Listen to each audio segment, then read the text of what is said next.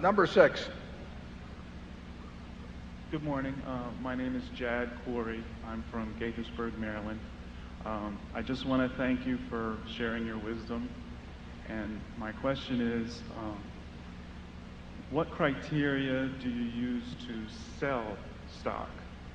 I kind of understand how you buy it, but I'm not sure how you sell. Yeah. Well, the best thing to do is buy a stock that you don't ever want to sell. I mean, that's what we're trying to do. And that's true when we buy an entire business. I mean, we've bought all of Geico, or we bought all of See's Candy, or the Buffalo News. We're not buying those to resell. I mean, what we're trying to do is buy a business that we will be happy with if we own it the rest of our lives, and we expect to with those. It's the same principle applies to marketable securities. You get extra options with marketable securities. You can add to holdings, obviously easier. We can never own more than 100% of a business, but if we own 2% of a business and we like it at a given price, we can add and have 4 or 5%. So that's an advantage.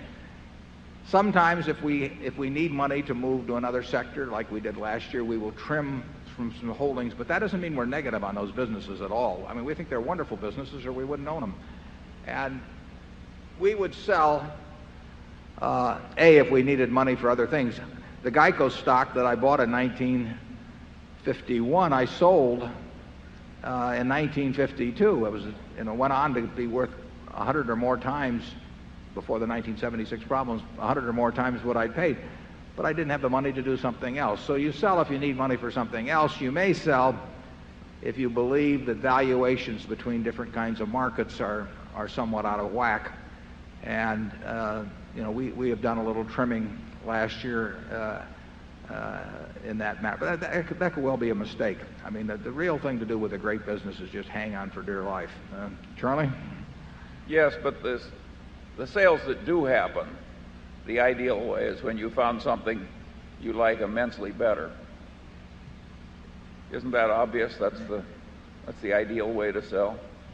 And incidentally, the ideal purchase is to have something that you already like be selling at a price where you feel like buying more of it. I mean, we probably should have done more of that in the past in some situations. But that's the beauty of marketable securities. You really do, if you're in a wonderful business, you do get a chance periodically maybe to double up in it or something of the sort.